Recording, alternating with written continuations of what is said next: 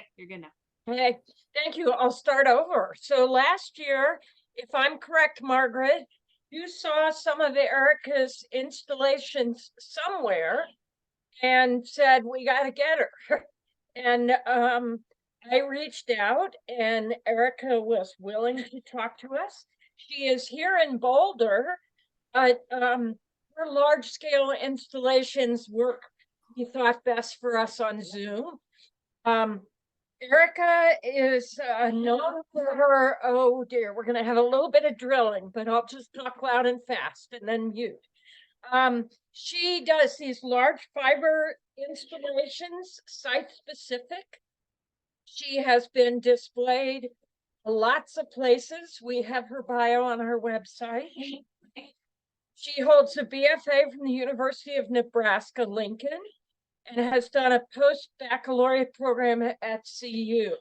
She's done lots of residencies and has a resident currently, if I'm correct, Erica, at the Temple Studios in Denver. And we are delighted to learn about her journey today, see some of her works, and then tomorrow night delve in deeper into how she actually does it. So I'm going to mute myself, and Elizabeth and Erica will now take over.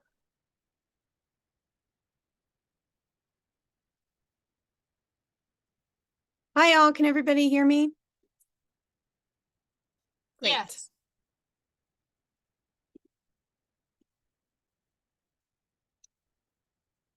Okay, great. Awesome. Well, thank you so much for having me. I really appreciate being asked to be here. Thank you, Jane and Elizabeth, for setting this up. Like I said, I'm just excited to be here with you all. So my name is Erica Green, and I am, fascinated by all of your work. Some people call me a fiber artist, though my background is actually in ceramics. I got a BFA from the University of Nebraska. So shout out to whoever is the Nebraskan on the call. But I've been in Boulder for, almost 20 years. So this is definitely my home. I just moved my studio from downtown Denver to Boulder. And so I'm excited to just fully be in Boulder. Here's a shot of me in my studio on the left. I'm getting ready for my solo show last year at the Boulder Museum of Contemporary Art. Erica, And this it's showing just a loading screen for some reason on. Oh, shoot.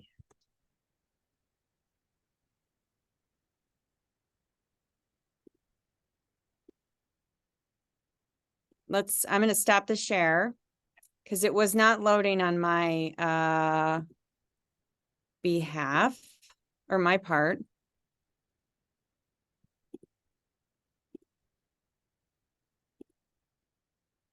How about this? There you go. That's working now. Okay. All right. So thanks for bringing that to my attention.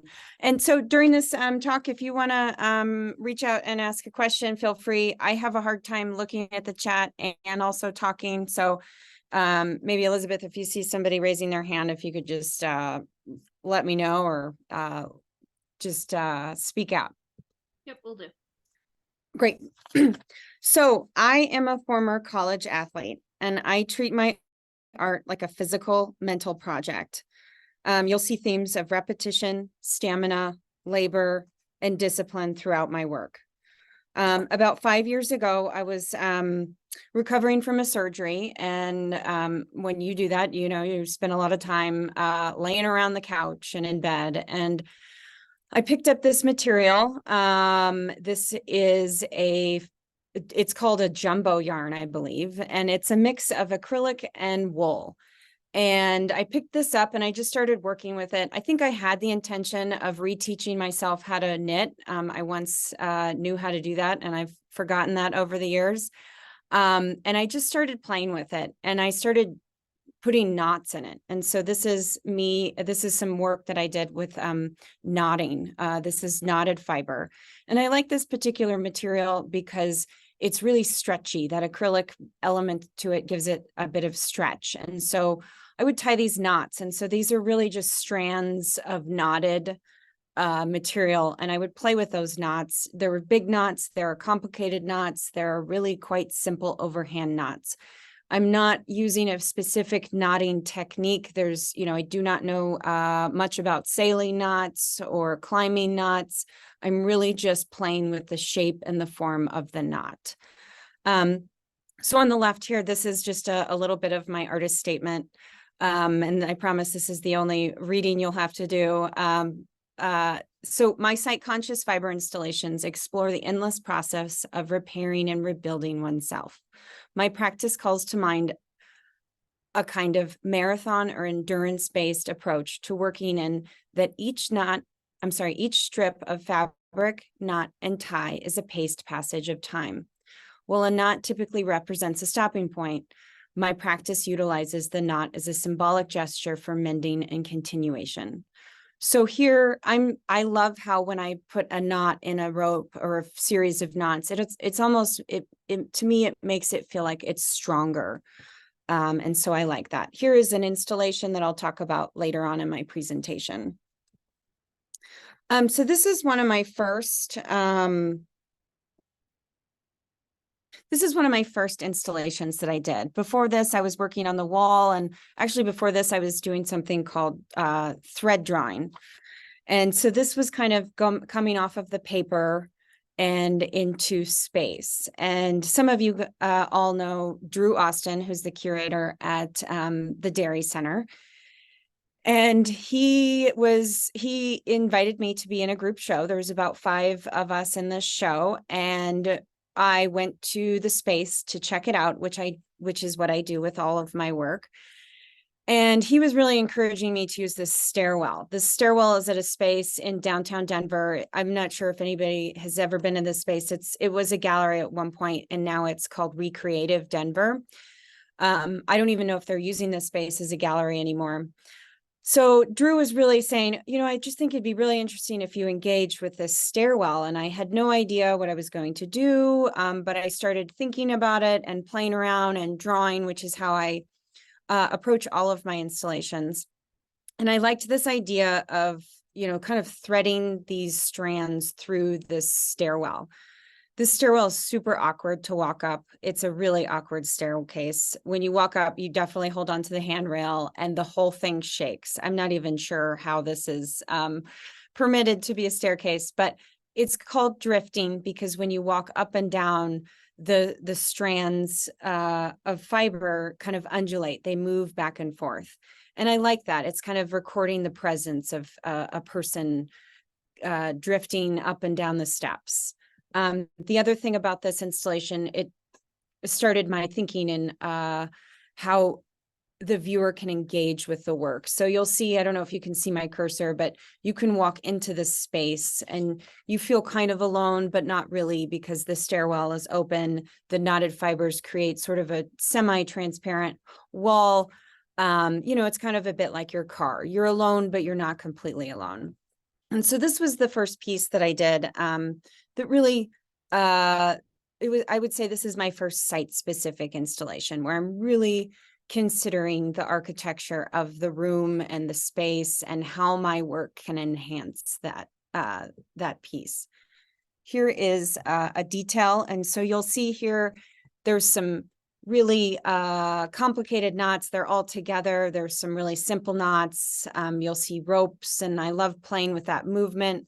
I almost think of this as like a drawing, just thinking through how these elements are working with one another.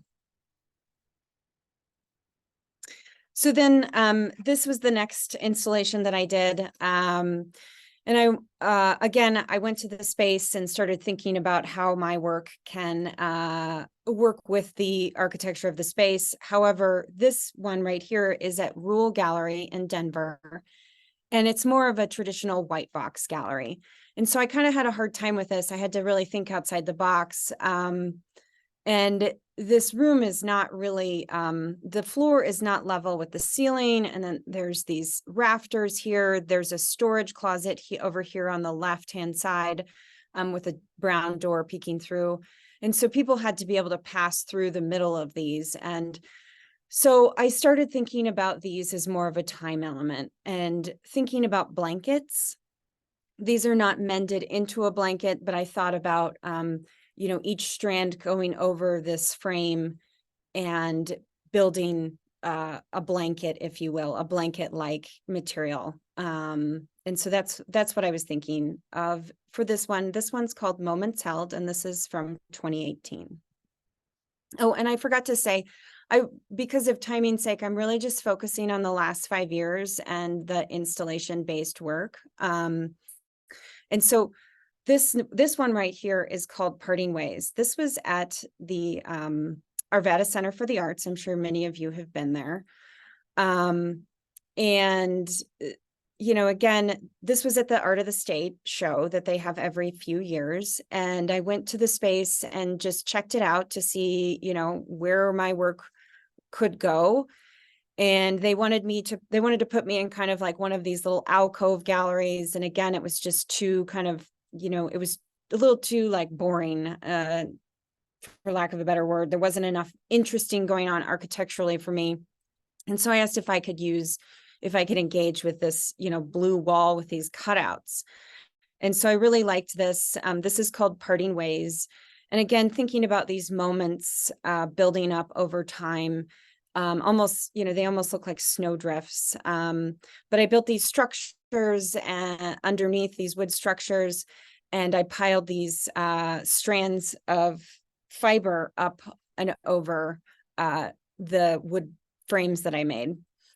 This was a challenge to install because there's these weird cutouts, and I didn't want to obviously fall through. I'm a little nervous about heights, and so I was on a scissor lift, and so that was definitely something that was new about this installation.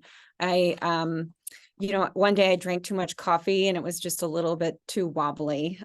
So anyways, I've learned as I've gone about how to install these works. Oh, and then the one down here on the bottom right is when you're walking up the steps. I also wanted to engage throughout the whole gallery space, and so I installed these down below. So when you walk into the Arvada Center, you can see it right when you walk in the door. This is my dog Beast. Jane, I think you were showing your dog. And so this is my dog Beast. He's about 1 year old here. We have 2 little girls that love to play with him. So anyways, he brings me a lot of joy as well. All right, moving on. So this was an installation that I did at the Boulder Creative Collective. This is called Passages. And again, I wanted to revisit this idea of people walking through my fibers. You know, almost like I wanted to create an all-encompassing environment where people were really, you know, surrounded by this fiber. And so this was at the Boulder Creative Collective in Boulder. This was my very first solo show in 2019. And I was just so happy to just have the whole space to myself. I didn't have to concern myself with other things going on.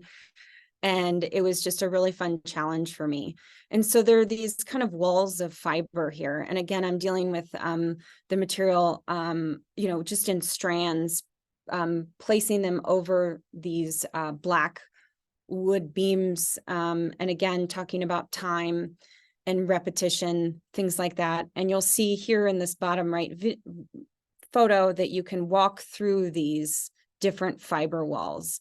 And the really nice thing about fiber is it has this sound dampening quality to it. And I love how it just, you know, it calms the whole space. Excuse me. It calms the space, and it just makes it, you know, it feels quieter in that space. And then, so this was the wall on the entrance of the gallery. And again, I was thinking about a set time period. I think of these as kind of timeline pieces, where, you know, strands are going up and over this bar that I have. This one is called The Giver, and it is at the entrance. It was at the entrance to the installation of my solo show Passages.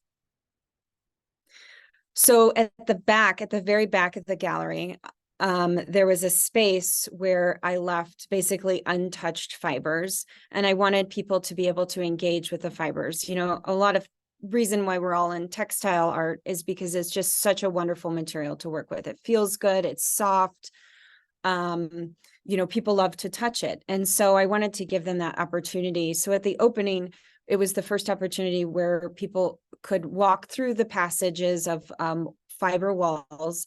And then in the back, they could engage with the work themselves. And so people knotted, they did macrame, they, you know, braided, you can see the various things. Some people just completely shredded the material. And so it was really fun to see how other people engaged with the work as well. And then moving on to my to 2020. So this is the year before COVID hit. This was from a solo show in Aspen. I'm sorry, Basalt, which is right outside of Aspen. This is called A Moment, Please. And so this was installed in February of 2020. And as we all know, the world kind of came to a halt in March of 2020. And it was really interesting. Everyone at the show was sick. The curator called me, the director called me while I was installing, and they said, we're horribly sick. I don't know what's going on, but we can't come to your show. But anyways, that was an interesting side note. So again, I'm installing in this space, and I always want to think of how my work can interact with the space. What is interesting about this space, and how can my work enhance it? And so they have this half wall. I painted this wall blue to have the fibers stand out against that deep blue wall. So they have this half wall. And so I utilized that space there. This is just an installation view. One of the pieces, this is called A Moment, Please. And again, I'm thinking about this in terms of almost like a timeline. I started working with felt. This is a really thick felt. It's some of these are thin, like 1 millimeter. Some of them are thick, like 3 to 5 millimeters in thickness. Some of this is 100% wool. Some of it has a little bit of a mix. It's like a recycled felt wool. And so again, I was thinking about this in terms of a timeline. And so these moments are building up over time. It's a heavier material, and I liked that. It was more of like a blanket-like material. And these, I thought about this in terms of like, you know, there's some big moments that happen within this timeline. There's some bright moments, some colorful moments, some dark moments, big moments, small moments. I was just playing with that idea. And, you know, I just loved working with this wool felt. It's just really thick. I'm obviously working with it in a non-traditional way where I'm just cutting it and then knotting it and playing with the shape and the repetition and the color of the work. And so you'll see some detail shots over here on the right. This is the other piece in the show. It's called Weighted Moments. And so again, just accumulating these moments over time and putting them up on these beams on this half wall. These are my children. I always just like to have little breaks in here just to show you what else I'm up to. This is mostly what I'm up to, just chasing these two little girls around. And then it takes us to the embers. And this was a really exciting installation for me. I had met with the curator at the Galleries of Contemporary Art, Daisy McGowan, and she put my work in the show, Great Expectations, which was just wonderful to be in that show. So again, I met with her like I do all of my installations, and I toured the gallery, and there's this chandelier space. You'll see that there's an opening in the ceiling where a chandelier used to sit. In fact, a Dale Chihuly glass sculpture used to sit in this very space. I believe they sold it. And then the Galleries of Contemporary Art were given this space for free rent for a few years. And so it was just an empty gallery space for them to use. And so I loved this space because clearly it was begging for an installation to hang from there. And so this was the first time I built a wooden frame for it to hang from. The gallery assistants really helped me hang this. And then I placed my strands of fiber up and over it. You'll see that the darker felt is down here on the ground.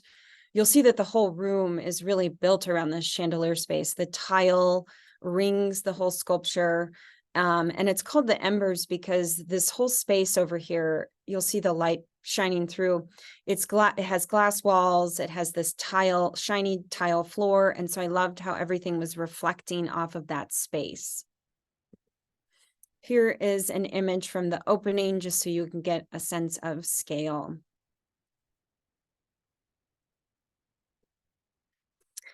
And so then this was a piece that I did again, it was at the Boulder Creative Collective, but they had a space on Pearl Street.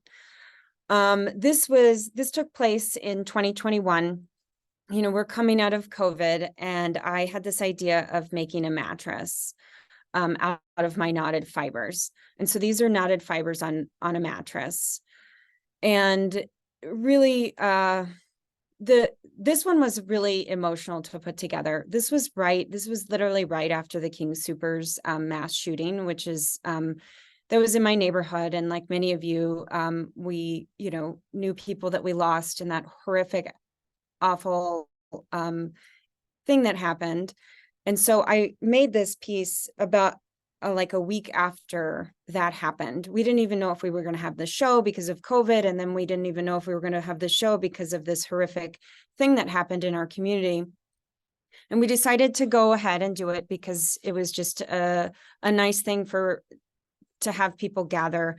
But so as I was assembling this piece on the floor, it was just a really grounding, emotional, meditative piece to work through, because I was just on the ground and I was just knotting these fibers and putting this together. And there was just something so meditative about going through that process. Here is a detail. So you'll see that this, the fiber, the felt is just really lovely. It's just 100% wool, really lovely to work with. Some, you know, a lot of the top is all combined together, knotted together, almost like a blanket, but then this other off-white fiber is shining through. And then that takes us to my last solo show. This was at the Boulder Museum of Contemporary Art. And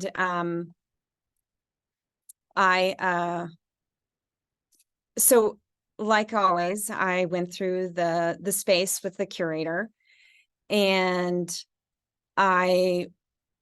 so as you all know, I'm sure you've been to the Boulder Museum of Contemporary Art.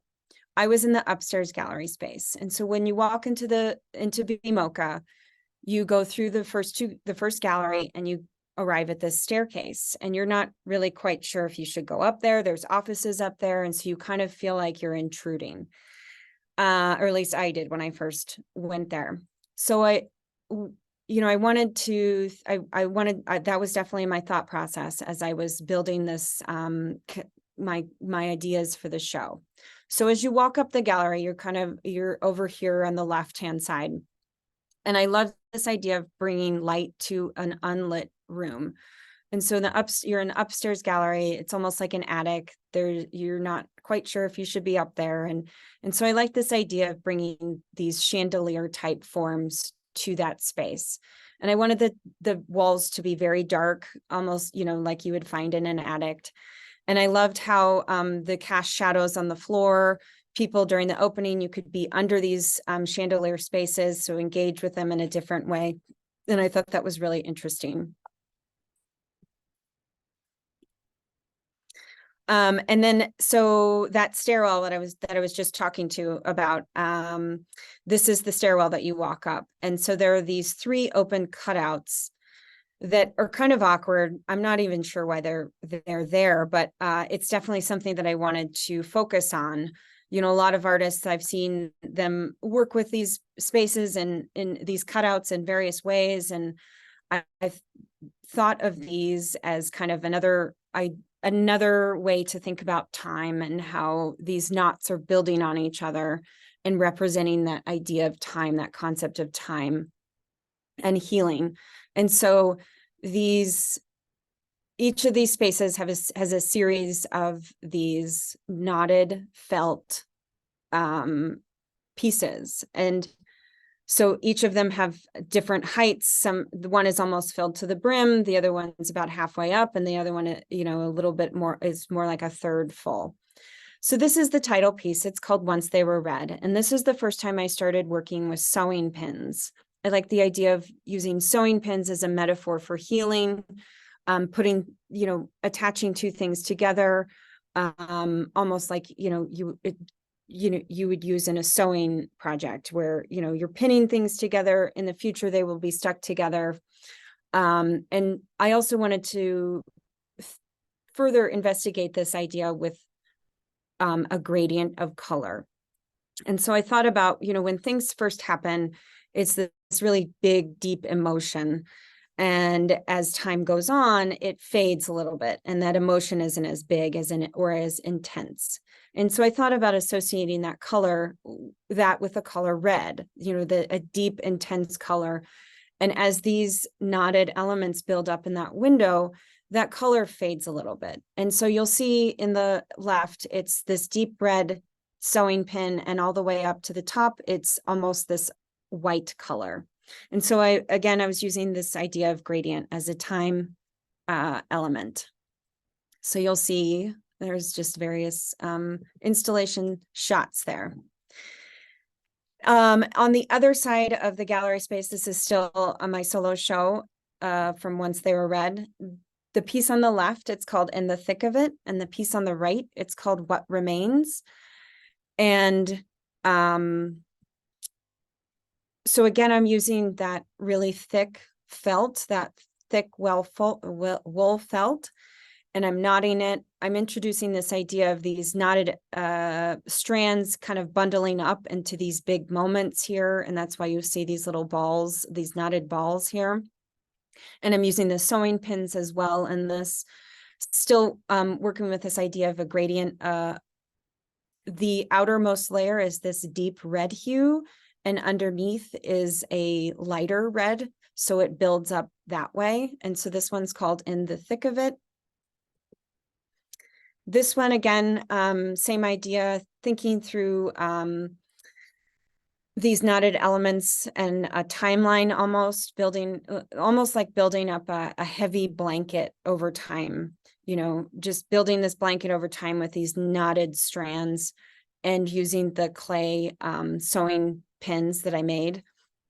A side note, I made so many of these clay sewing pins, which I'll show in the next presentation how I made those, but I made about 7,000 of them. There's definitely a labor of love there. There was a lot of sewing pin making in my household. My children helped me for sure.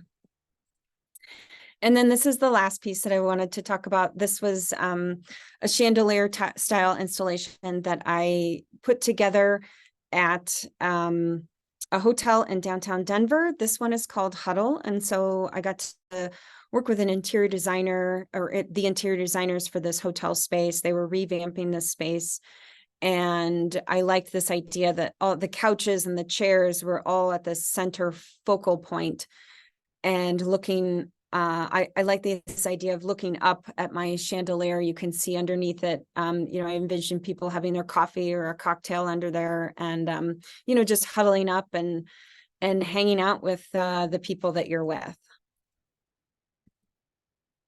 And then that brings me to the last thing. So this is, just a shot from an image that I have in my studio right now. But yeah, let me know what questions you might have. Definitely open to answering any of them. So I got a couple of questions in the chat that I can just read for you. The first Great. one from Jane, which is, much of your works involves whites and off-whites. Can you comment about color and why neutrals speak to you? Yes, that's a great question. It's something I'm trying to actively put more color into my work, but I just love the simplicity of the white and the off-whites. And I love to play with the color of the wall and have that white hue, the white just really pop after that. But a lot of this work it's just a meditative process for me. I'm sitting on the ground and I'm nodding. It's a very meditative process. And so I kind of like that simplicity of just working with white.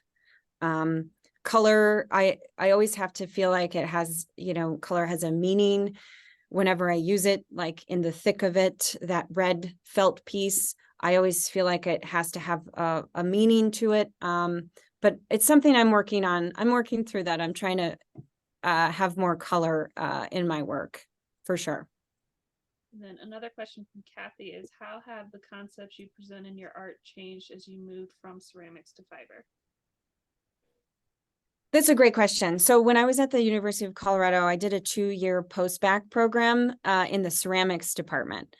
And I was trying to sew clay, which if any of you have ever worked with ceramics, it does not make sense. I would make the holes in the clay and then I would fire it and then I would sew it, and it just didn't make sense. I was talking about mending and repair, and when I was a little girl, I used to work with fibers all the time. I knew how to knit, I knew how to sew, and I was really wanting to bring that into my work. And it was just not making sense. And so that's the wonderful thing about, CU Boulder, is they really just encourage you to work with what material that most makes sense. And Scott Chamberlain, maybe some of you guys know him, he just encouraged me to ditch the clay and start working with fibers and see where it took me. And honestly, I haven't looked back ever since then. I've put some clay in my work with the clay sewing pins, but I'm really working with this idea of using fibers as a sculptural element. So yeah, I don't know if that answered your question, but that was my journey from ceramics to fibers. I have a question. Yeah. So, Erica, that was a wonderful presentation. So interesting. Thank you so much. And as I was watching it, I was struck by how similar they are to me to the ancient Inca. Are they called quipu? The ancient Inca knots. Are you familiar with those? And if so, is that what brought you to the metaphors of time and passage, or were you unfamiliar with that ancient Inca knot practice, the knots that they used to collect data and keep records? Do you see a similarity to your work in those? And can you talk about that a little? Yeah, absolutely. Thank you for those kind words. And yes, so I went to Peru, 15 years ago, well before I started working with this idea of knotting. And so the quipu, I don't exactly know how it's pronounced, but I always pronounce it quipu. The quipu is, when I was there, I went to a museum, and it was just so interesting to see. They would have these fiber pieces hanging on like a stick, and they would record data with a knot and a specific type of colored, string or rope, whatever they had on hand.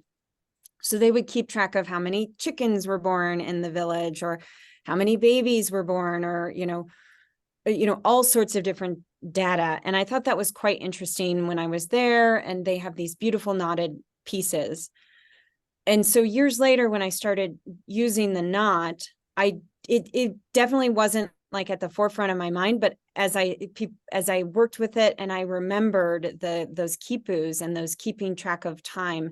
And I do think that is an interesting concept. And it's definitely something I think about when I make these pieces, this idea of a knot being a passage of time, or a moment in time. And I think that's quite interesting. So thank you. That's such an observant observation. And the last question I have from the chat is from Alice, and it's, what do you do with your materials after the installation is over? Great question. I use them again unless they sell. I just repurpose them and reuse them. So you'll see like a lot of these earlier pieces, like the stairwell piece. A lot of times I have no idea how much material I need. So I'll be literally installing and going out to buy, as much more as I possibly can, going to various craft stores around the country, or I'm sorry, around the county, getting more and more material. But basically I reuse them, building passages. That was I needed so much material. people were talking to me about buying some of the works, like this piece has sold. And so I do sell the pieces. And then I just replenish that material. And so this is all made on site. I'm sorry, it's all put together on site.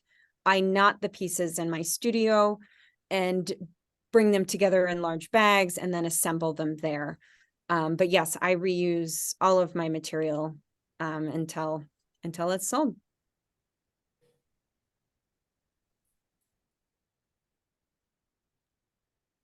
And there was another question from Catherine.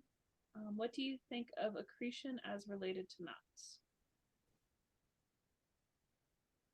I'm sorry, I'm not familiar with what that. It's the Oh, process okay. of growth or increase, typically by the gradual accumulation of additional layers or matter. I'm sorry, can you say that again? Yeah. So what do you think of the accretion as related to knots? And I had to look up that word, which is the process of growth or increase, typically by the gradual accumulation of additional layers or matter. Okay, thank you. Yeah, so a lot of these, a lot of these are, I'm talking about building these knots over time, and it's not a set period of time. It's just really when the installation is finished. So I will come to the installation with just bags and bags of pre-knotted fibers. And, I think it is an interesting idea of maybe having a set time period, like, this was what happened in a month or a week. But really, it's just the idea, because there's millions of knots. You know, there's so many, I would just want people to think that this is a sea of knots, and they are built over time. They build on top of each other. I feel like the more knots, the stronger it looks, the stronger it feels. And so that's kind of what I'm thinking about when I'm building these knots and piling them up over one another. I want it to feel like this, a sea of knots, a large pile. Like no one can really tell exactly how much is in there. And that's just kind of like looking back at time. You don't see a specific moment, maybe, or maybe you see one specific moment, but you see it in relation to the whole sea of knots that are there, the whole kind of time period, if that makes sense.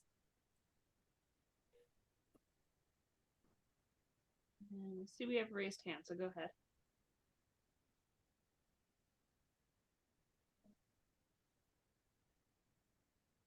If you raised your hands, you can go ahead and speak or ask your question.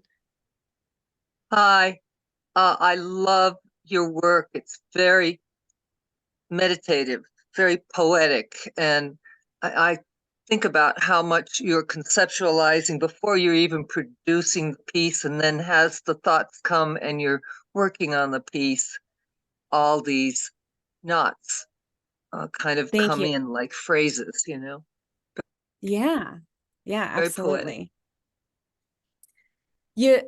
A lot of this, because when you install in a gallery, you only have a set period of time before the show opens. So it's a bit like, my statement says it's a bit like a marathon. Like it's just this like, okay, let's go. And it's a physical labor to put this up in a short amount of time. And so I have to have these preconceived ideas of what this installation is going to look like. I need to make several site visits and just have this idea of what this is generally going to look like. Sometimes it Living changes. in that environment, living in the environment that they're going to be installed in. Yep, exactly. So, but it's such a wonderful process to go through. It is very taxing on the body, like putting up my BMOCA show. I was so exhausted hanging those chandelier forms and looking up for 8 hours a day, putting those strands over. It's a physical taxing thing. But I'm so happy with with the end of it, but I definitely have to be in shape to put these things up as well. Yeah, Grace says you mentioned that you had help making pins, and she's wondering if anyone ever knots alongside you or installs with you. No, I mean, my children they like to play with the material and they knot it together, but no, I'm not quite at the place in my practice where I can hire an assistant. I would love to at some point, especially with these larger installations. It's just like I said, it's a very physical, laborious process, putting them up and together and, but no, not really. It's just me. So, yep, just me so far. Hopefully hopefully I'll have an assistant in the future and I can keep making these large scale installations. And then Katie says, I think it's very interesting how much you talk about the meditative process going on in your work and how keeping color out of the equation helps you be more in meditation. I want to try that. Question to Steve. Yeah, no, it's a really nice thing. The other reason why I feel like I worked myself out of clay is because I had 2 young children at the time and I was trying to work, and you just have to do what you can when you have 2 children, and working with clay is such a different, it's a messy process. I used to be a member of the Boulder Potters Guild. I remember what it was like going through those sales. So shout out to whoever just finished their fall sale. I understand. I remember that time. But I started working with fiber because it was easy to work on it and at home with my daughters there. And yeah, it is. It's just a meditative process that I can kind of come back to. It's easy to sit and knot and, play with my daughters at the kitchen table or wherever I am. It's very portable.